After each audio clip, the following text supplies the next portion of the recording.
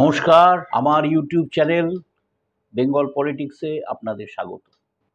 গণতন্ত্রের উৎসব হচ্ছে, গণতন্ত্রের উৎসব। আজকে শেষ দফা ভোটে দেখা গিয়েছে অনেক জায়গাতেই কিন্তু শান্তির চিত্র। মানুষেরা সপরিবারে বন্ধুবান্ধবকে নিয়ে হাসতে হাসতে মজা করতে করতে আড্ডা মারতে মারতে ভোট দিতে যাচ্ছেন। ভোট কেন্দ্রেও চলছে আড্ডা। এরম দৃশ্য যেমন দেখা গেছে, উল্টো দিকে বেশ কিছু বিক্ষিপ্ত সংঘর্ষের খবর নানা জায়গা থেকে আসছে। পরিস্থিতি এমনই গিয়ে দাঁড়িয়েছে যে একজন ভোটার তো ভয় পেয়ে মাথায় হেলমেট পরে ভোট দিতে গিয়েছিলেন। আসছি একে একে। অভিষেক বন্দ্যোপাধ্যায় বলেছিলেন সপ্তম দফায় অর্থাৎ সপ্তম স্বর্গে উৎসবের মেজাজে ভোট হবে। একটা সময়ে কিন্তু পশ্চিমবঙ্গের ভোট ছিল, ভোটদান মানেই ছিল উৎসব। কে হারছে কে জিতছে সেটা বড় কথা ছিল না। ধীরে ধীরে তাতে প্রবেশ করেছে কীট, তাতে প্রবেশ করেছে অশান্তি, হানাহানি, খুনোখুনি। অবশ্য এবারের লোকসভা নির্বাচনে এ পর্যন্ত কোনো লাশের খবর আমরা পাইনি। কি কি ঘটনা ঘটেছে এক নজরে দেখে নেওয়া যাক। জয়নগরে জলে ফেলে দেওয়া হয়েছে ইভিএম। ভোটারেরাই নিজেরাই রেগে গিয়ে ইভিএম জলে ফেলে দিয়েছেন। কেন না, অভিযোগ ছিল যে বিরোধী দলের এজেন্টদের বসতে দেওয়া হচ্ছে না এবং মানুষকে ভোট দিতে দেওয়া হচ্ছে না। এর প্রতিবাদে মানুষ ইভিএম জলে ফেলে দেন। এটা গণতান্ত্রিকভাবে গণতন্ত্রের একটা প্রতিবাদ এবং পরবর্তীকালে কমিশন বিকল্প ইভিএমের ব্যবস্থা করে সেখানে আবার ভোট চালু করে। বসিরহাটে বিজেপি এবং তৃণমূলের মধ্যে সংঘর্ষ হয়েছে। বারাসাতে একে অপরের দিকে ইট ছোড়ার অভিযোগ উঠেছে নওশাদের দল, আইএফএস এবং তৃণমূল কর্মীদের বিরুদ্ধে। দক্ষিণ দমদমে বিজেপির ক্যাম্প অফিস ভাঙচুরের অভিযোগ উঠেছে। সন্দেশখালীর বিজেপি তৃণমূল সংঘর্ষ, গুলি চালানো হয়েছে বলে অভিযোগ। দুজন তৃণমূল নেতা এবং এক বিজেপি কর্মী আহত হয়েছেন, তাদের হাসপাতালেও ভর্তি করতে হয়েছে। জয়নগরে তৃণমূল ও বিজেপির মধ্যে সংঘর্ষ হয়েছে। যাদবপুরে সিপিএমের ক্যাম্প অফিস ভাঙচুর করা হয়েছে। অভিযোগ উঠেছে তৃণমূলের বিরুদ্ধে। বেশ কয়েকজন সিপিএম কর্মী এতে আহত হয়েছেন। যাদবপুরে এই ঘটনাটি ঘটেছে দুটি জায়গায়। সেখানকার প্রার্থী, সিপিএম প্রার্থী সৃজনবাবু টিভিকে জানিয়েছেন এই দুটি জায়গাতেই আবার নতুন করে ক্যাম্প অফিস স্থাপন করা হয়েছে। ফুলবাগানে কংগ্রেসের বুথ এজেন্ট প্রহিত। তৃণমূল কলকাতার নানা অংশে, নানা অঞ্চলে, নানা বুথে ছাপ্পা ভোট দিচ্ছে বলে এরকম একটা পাইকারি অভিযোগ কিন্তু তোলা হয়েছে আজকে। হিঙ্গলগঞ্জে বিজেপি কর্মীদের মারধর করা হয়েছে, অভিযোগের তীর তৃণমূলের বিরুদ্ধে। তাপস রায়, আজকে প্রার্থী তাপস রায়, যিনি তৃণমূল ছেড়ে কিছুদিন আগে বিজেপিতে গিয়েছেন, তিনি কিন্তু খুব বেকায়দায় পড়েছেন। আজকে তিনি যেখানেই যাচ্ছেন, এমনকি নিজে ভোট দিতে গিয়েও গো ব্যাক স্লোগান, জয় বাংলা স্লোগান, চোর চোর স্লোগান ইত্যাদি তাকে শুনতে হয়েছে। তিনি রীতিমতো ক্ষিপ্ত হয়ে একটা সময় দেখা যায় যে এই স্লোগান যারা দিচ্ছে তাদের সঙ্গে তর্কাতর্কিতে জড়িয়ে পড়েন। আর আর যেটা হয় সেটা হচ্ছে তাপসবাবু এতে রীতিমতো বিরক্ত।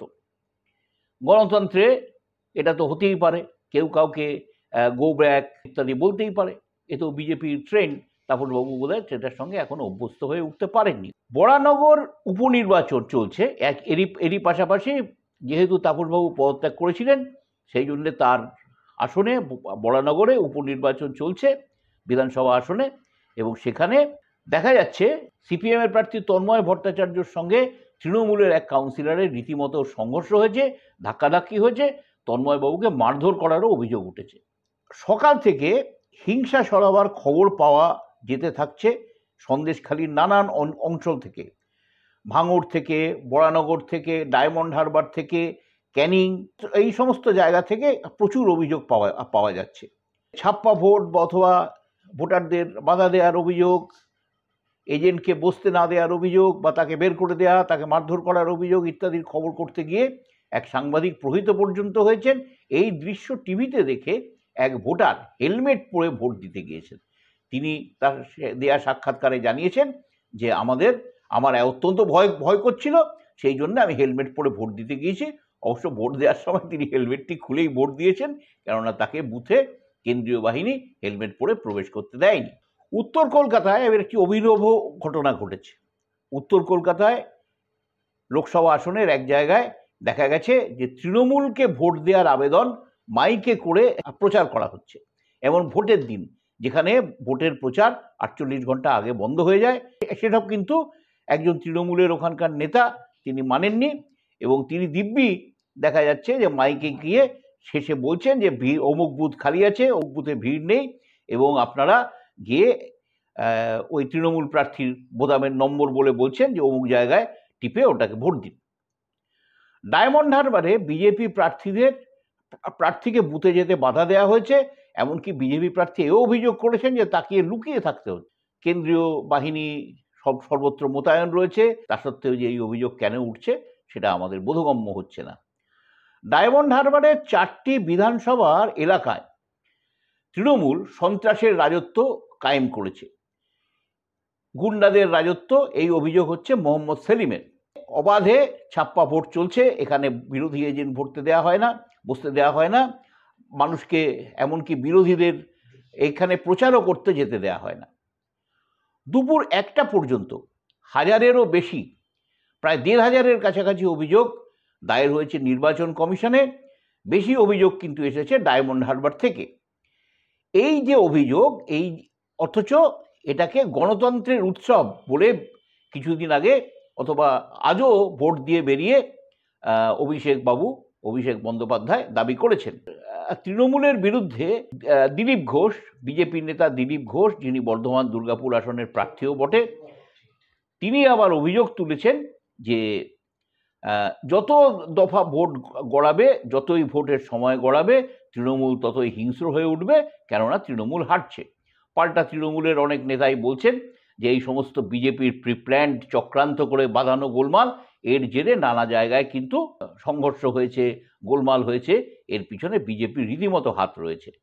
যদ্দূর ধারণা, আজকে নির্বাচন কমিশন বলবে যে বিক্ষিপ্ত অশান্তি ছাড়া আজকের এই 9টি আসনের 7ম দফার ভোট এ রাজ্যে শান্তিপূর্ণভাবেই হয়েছে।